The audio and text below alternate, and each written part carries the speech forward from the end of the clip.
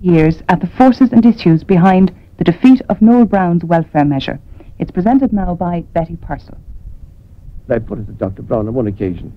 Do you want to go down in history as the man who did a good job for the health of the country, or as the man who beat the doctors? 30 years ago this month, John A. Costello, Taoiseach of the Inter-Party Government, received a letter from the Catholic hierarchy. The bishops objected to the new mother and child scheme, which had been brought before the Dáil by Dr. Noel Browne, Minister for Health. The scheme was in direct opposition to the rights of the family, they said, and could be a ready-made instrument for future totalitarian aggression. The state had no right to intervene in the affairs of the family, except in a subsidiary capacity where, for instance, parents were neglectful or indigent. The ensuing debate was to lead to the resignation of the Minister for Health, Dr. Browne, and many people ascribed the subsequent fall of the inter-party government directly to the controversy. Certainly the publication by Dr. Browne of the private correspondence between the government and hierarchy left many citizens wondering about the frequency of such private pressures on democratic government. Others maintained that the Catholic Church, representing 95% of the people, would have to intervene where it felt legislation could damage the fabric of Irish society. But what was it in the scheme itself that was to arouse such strong fears? I spoke to J.H. White, author of Church and State in Modern Ireland.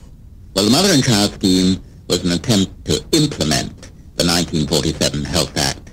That act was an enabling act. In other words, it gave the government power to set up a scheme to deal with the health and welfare of mothers and of children up to the age of 16. It did not in itself provide such services. That had to be done subsequently by regulation. And when Dr. Browne became Minister for Health in 1948, one of the things which he had to tackle was to draft the regulations to implement that section of the Health Act 1947. In 1947, did the hierarchy have objections to the original act itself? Yes, they did. This was not generally known at the time, and Dr. Browne himself seems not to have known about it until quite late on in 1950. But they did, in fact, have doubts about the original act. They felt that it was giving the state too much power. How did the hierarchy's objections to the scheme dovetail with those of the medical profession? Well, there was certainly an overlap here. The doctors were also uneasy about too much extension of state power. They didn't want to be put in a position where they were really just bureaucrats having to carry out government regulations. Some people would also consider that they were a bit concerned about their income, that this proposed mother and child scheme might damage those doctors who were in private practice, because it was proposed that it was to be based on dispensary doctors. So there were hard bread and butter issues at stake, as well as points of principle. But certainly there was an overlap between what the doctors were objecting to and what the hierarchy objected to. How important do you think the question of the means test was in the whole crisis? Well, it was one of a number of issues.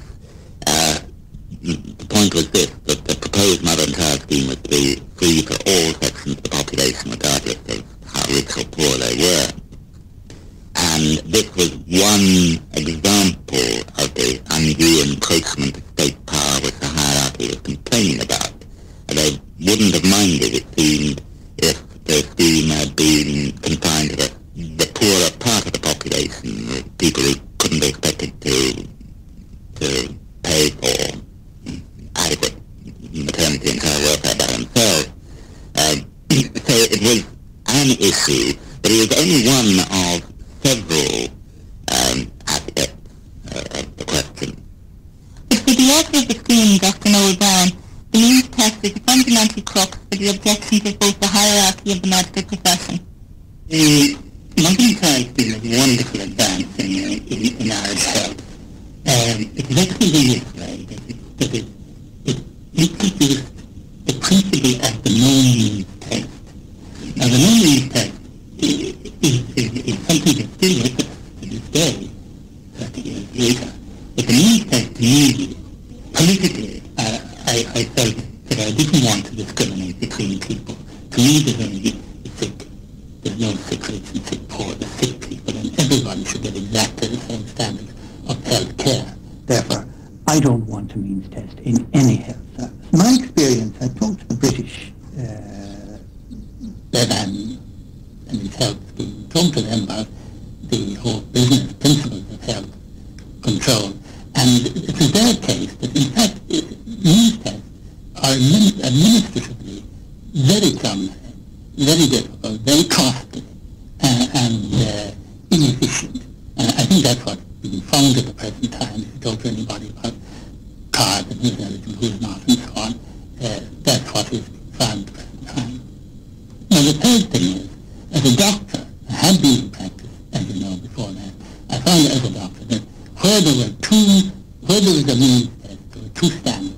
There was one standard for the wealthy, and there was a lesser quality standard for the less wealthy and the poor. Now, I was particularly anxious to eliminate this distinction between the poor and the rich in our health services. May I say finally that I also had the experience of working in the tuberculosis scheme, which of course is free, no means test. Equally, the fever hospital schemes, which were free and no means test. Now, the important thing about them was not only that there was no means test, but they were so efficient. We have now eliminated through the operation of these infectious diseases schemes, we have eliminated tuberculosis and most infectious fevers. I brought the proposals before the government, and that's on the records of the cabinet. And I brought two proposals because I knew it was a peculiar cabinet we were involved in with a very right-wing Fine Gael party. And I brought two proposals to them, and they considered those two proposals. I don't recall the date, but it's on the records, I say. And the two proposals, one was a scheme with a means test, and the other was a scheme with no means test.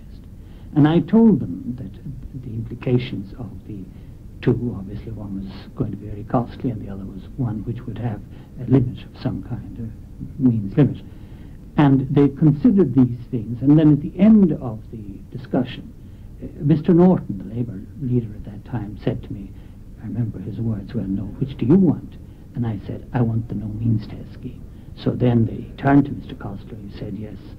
Another thing, he said, you're not going to let the doctors have the means test, are you? But anyway, he turned to Mr. Costello then, he said, I think we should have the no means test scheme.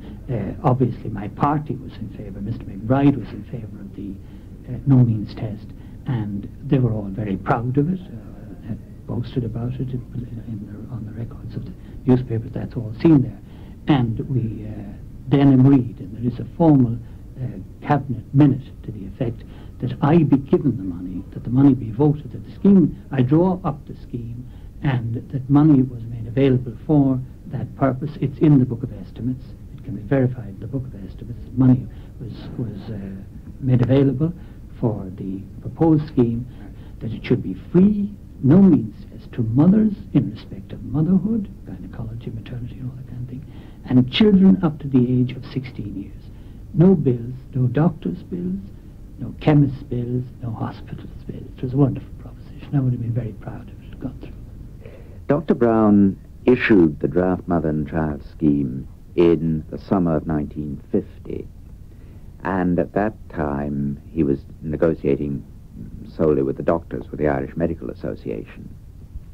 In October 1950, he was suddenly informed that the hierarchy disliked the scheme also.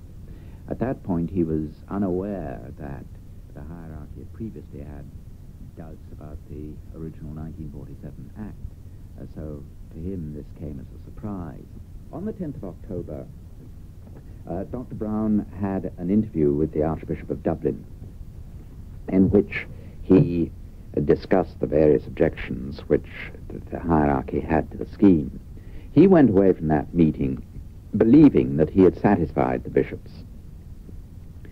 The bishops, on the other hand, or Dr. McQuaid in particular, went away believing that the scheme still required fundamental revision.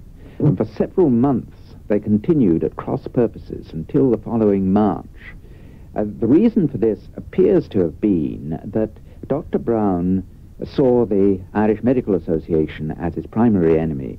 He was intent on winning his argument with the Irish Medical Association, and he seems just to have sort of switched off, if you like, to other potential sources of disagreement. Dr. J.H. White. Dr. Cornelius Lucy, a junior member of the hierarchy at the time of the controversy, strongly opposed the scheme, and in a sermon in 1951 he asked the rhetorical question: what demand was there from the public for a free-for-all mother and child health service until the scheme was suggested and proposed and pushed by propaganda paid for out of public funds by the department itself? I asked him what were the hierarchy's objections to the scheme. The bishop's main objections to the mother and child scheme were that the scheme was monopolistic and bureaucratic. In other words, it was something which concentrated in the hands of or under the control of the Department of Health, both maternity services and mother and children's services. How much did the hierarchy's objections dovetail with that of the medical profession at the time? In practice, they dovetailed to a very considerable extent, but from the point of view, shall I say, principle, they didn't. The hierarchy's general principle was two things. First of all, that there should be liberty of choice, freedom of choice for the patient in regard to the doctor. And secondly, that the medical profession shouldn't be socialized, it shouldn't be under the control of the civil service, of the Department for Health. Now, the medical, and thirdly, of course, that in order to ensure the free choice for the individual person, one had to have a choice of doctor, of course, and a choice of hospitals. Now, in order to have the choice of doctors and the choice of hospitals, you had to have had to have both doctors and hospitals outside the state circle, and that meant you had to have voluntary or independent hospitals. Can I ask you, in relation to the means test, the hierarchy favoured the means test and said that only 10% of parents were necessitous in this area. Do you still agree with that position? I'd be very surprised if the hierarchy said there were only 10% of parents necessitous in that area. They said it would not be sound social policy to impose a state medical service on the whole community on the pretext of relieving the necessitous 10% from the so-called indignity of the means test. I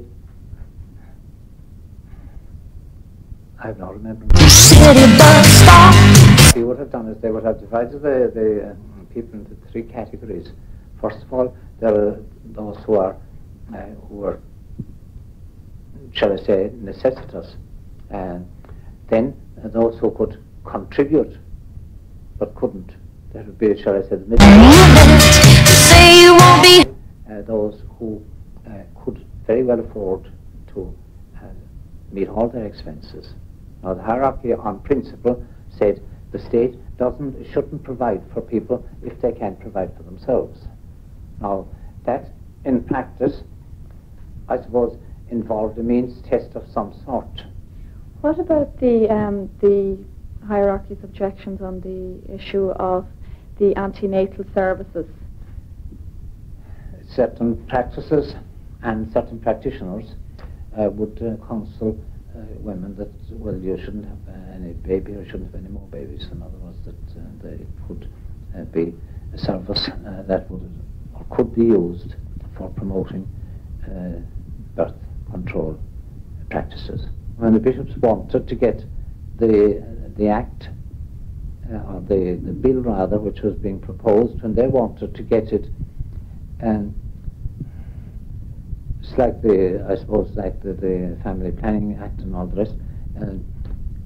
If you want to get to try and get your point of view across,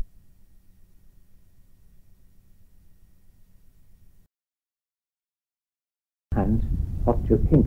Otherwise, you're putting them in the position of afterwards of condemning it, and they're saying to you, well, you never condemned it, and you never told us anything about it until the bill became an act, and that's not fair, and it wouldn't be fair either.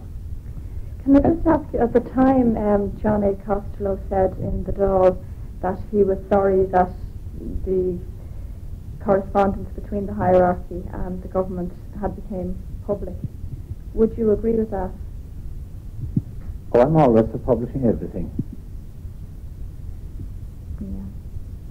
But you see, what had happened there was that I wasn't involved in that, you see, then, so I don't know. But as I understood there, Dr. Noel Browne published letters which were not intended for publication. So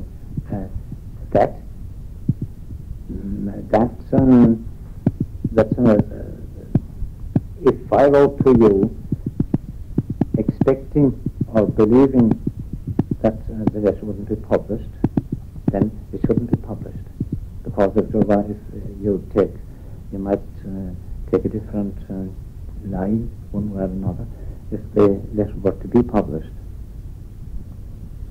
Now, if I were, as I say, I think if the bishops were dealing with the government openly, that is, knowing that all our correspondence would be, and our statements would be published, we would have gone off first and foremost and stated, we want a good health act, and we want that for the people who really need it. And therefore what we are criticizing is certain parts of your act, not the act, but certain parts of it, which we think either should be dropped or should be amended. Now, if it were put that way, then there wouldn't be confrontation unless the government went ahead with the bill as it was proposed. If I were to ask you, what alternative mother and child scheme would you have been happy with at that time? I cannot say that I was happy with the mother and child scheme that came. But the bishops were not alone in their opposition to the scheme. It isn't really simple in this way that there was objections from the doctors objected, you see, because it's an enormous vested interest. The baby business is no tremendous amount of money involved, the consultant side particularly, and they objected to the fact that they would become simply state employees and paid in the ordinary way, and that it would operate on a capitation system. So they were obviously very anxious that the scheme shouldn't go through, because they were obviously fighting for their own means test type scheme. They then, I understand, had some contact with the then Archbishop Dr. McQuaid. The opposition was slow in developing, but it didn't come to a head really until the famous letter that came to the cabinet, saying that from Dr. McQuaid, saying on behalf of the bishops that we could not have the scheme, we might not have the scheme. This was on the 10th of October. Yes, prior to that, I had been invited to the Dr. McQuaid's house, the Archbishop's house, and at that meeting we had considered a number of issues, and I made concessions on two important issues there, because they didn't interfere with the central issue to me, and that was the means test. As long as I preserved that, I was quite happy to make concessions, compromises on other issues, which I considered important, but at the same time I compromised on those. And when I left the house that time, his house, the palace that time, I was quite happy that I had met his objections. I had offered to the people and to the bishops, I said that there was one particular clause they were worried about, and I said I will draft the bill and send it to you for your approval, or if you wish to, you can draft a bill and send it to me for my consideration. And thirdly, if you wish, the issue is not the most important one, I will drop it altogether. So to that extent, I was perfectly prepared to make the compromises on anything except the central issue, and that was the means test. And in the means test, what I did was I went to the government and I said, you made this decision already. Now, I resented the fact, early on, I think I told you sometime, I did resent the fact that on one occasion Sean McKeown had come back from the Archbishop's Palace and had told us that we couldn't have an adoption bill because the Archbishop wouldn't permit it. Now, I resented that. I was young at the time, and I believed in this idea of the democratic power of a cabinet, that it must be listened to everybody, obviously, must do that. But you make the final decision. We made a final decision, and I resented the interference of anybody outside the cabinet in this final decision of the cabinet. So I said to the cabinet, you've made this decision, and I will only alter my attitude or reconsider my attitude on instructions from you, but I will not do it on instructions from anybody outside the cabinet. And that, to me, was a very important issue. Not just the health scheme, which was important, but to me, the big issue that then involved was a repetition of the McKeown episode, which I was not prepared to tolerate. That was outside interference by the Catholic hierarchy in our affairs here. You feel that the cabinet gave in out of fear?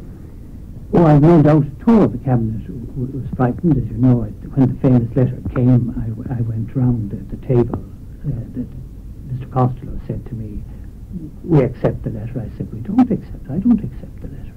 And we then went round, and he said, that's agreed. I said, no, I'd like each person to make up their own mind. So we went round, and I asked each of them, do you agree that, and so on. And eventually each one of them said only one of them, or it might be Keyes, said he thought it was unfair that they should be allowed to interfere like this. Mr. Sean McKeown attacked me for even asking the question. The bishops had made their decision clear, and they were accepting it. Now, while I think that was very reprehensible on their part as adult, serious politicians, I think it was even worse on the part of Mr. De Valera later on, insofar as he was head of a single-party government, and he equally bowed to the diktat of the hierarchy in his subsequent mother and infant scheme, which, as you know, only referred to children up to six weeks, not 16 years. In your own resignation speech in the Dáil, you said that as a Catholic you would unequivocally accept what the hierarchy were saying. Yes. What did you mean by that? Yes. I think that in this you have to bear in mind the society we live in, and the most recent thing, the contraception and divorce, and the Irish solution to the Irish problem, attitude of successive cabinets here, that the problem for a politician is to try to survive and to establish certain points of view. I was determined that I was not going to implement the bishop's scheme or any scheme with the means test unless it had been considered by cabinet, and I made my decision arising out of that consideration. So I decided that I would continue the fight. I would accept their ruling, which was, I'm sure, the correct ruling at that time. They, as the hierarchy, had a right to make any ruling they wanted to, and as a Catholic, I had to accept that it was their ruling and therefore the correct Catholic ruling on that issue. But I then, at the same time, declined to implement their scheme, and I resigned. And the resignation then led to the fall of the government, and I subsequently fought that election. For about 5 months, they went on at cross purposes. Finally, in March, Dr. Browne realized he was not going to reach an accommodation with the Irish Medical Association, and he decided he was going to go ahead with the scheme anyway. He announced this fact, and it was at that point that Dr. McQuaid got in touch with him again and said that he was still totally unsatisfied with the mother and child scheme. This appeared to have astonished Dr. Browne, but he did at this point, in March 51, he did at this point realize that he didn't just have the doctors on his hands, but he had the hierarchy to square as well. The immediate reaction seems to have been, during the second half of March, was in effect to split the bishops. So Dr. Browne appealed to the hierarchy.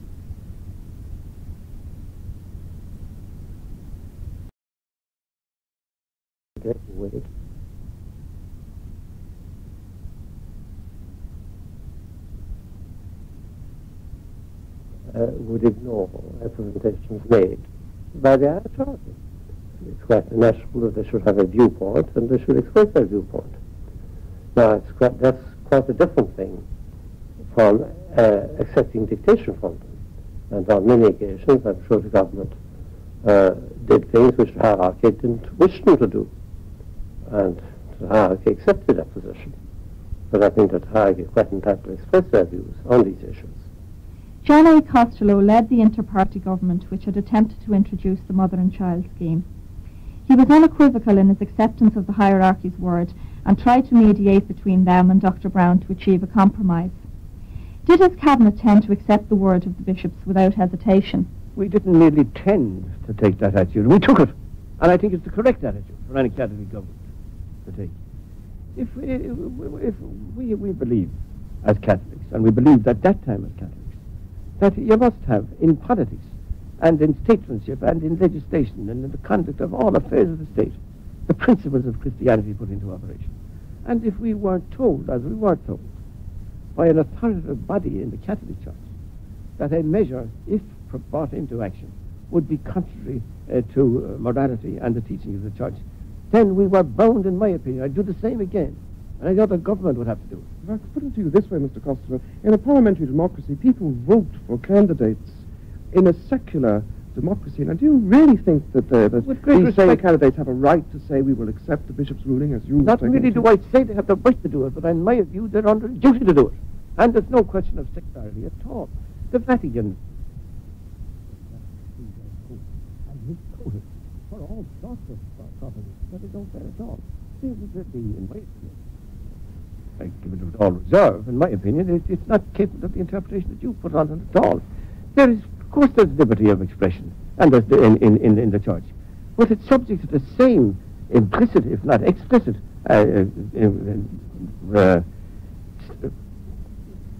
limitation, if you like, as is in our Constitution, of the right of free speech, subject to public order and morality. Subject to morality. We were talking a moment ago about partition, Mr. Costello, and in that mother and child scheme, deliberately or accidentally, you handed the Ulster Unionists the finest piece of propaganda they virtually ever had, which they've been using from the famous pamphlet they published to then, right down to Reverend Ian Paisley in our own time. They can have a present of it as far as I'm concerned. They can use anything they like about it.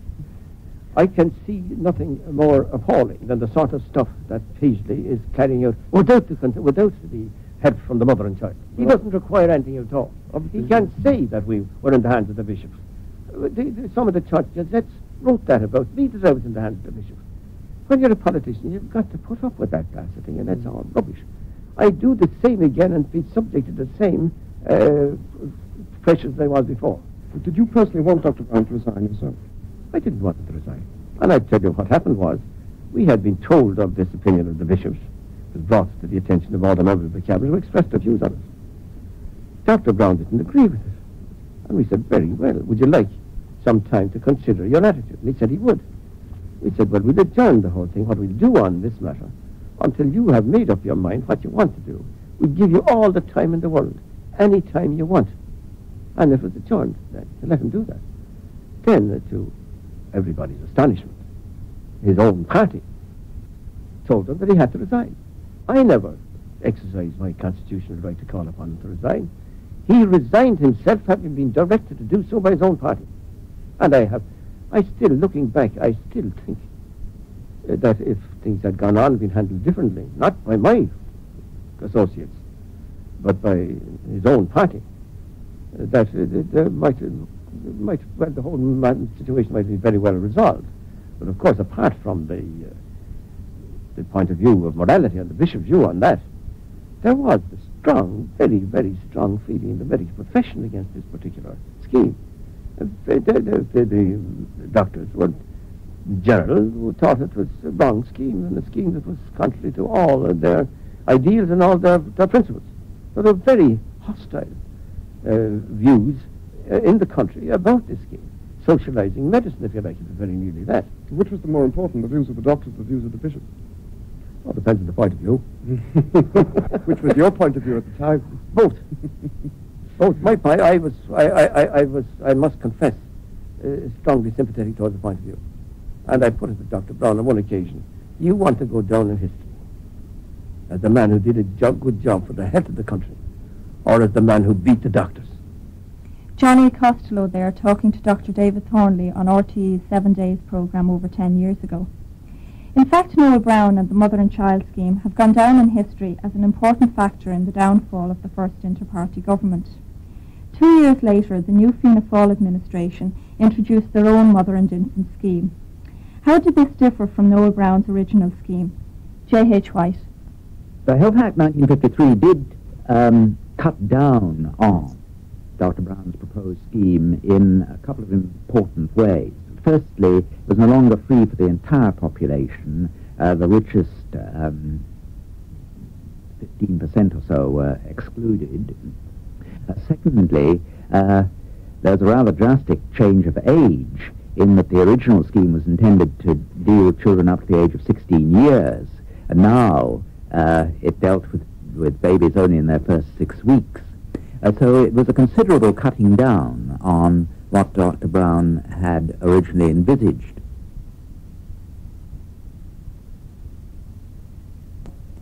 That documentary was presented and produced by Betty Purcell.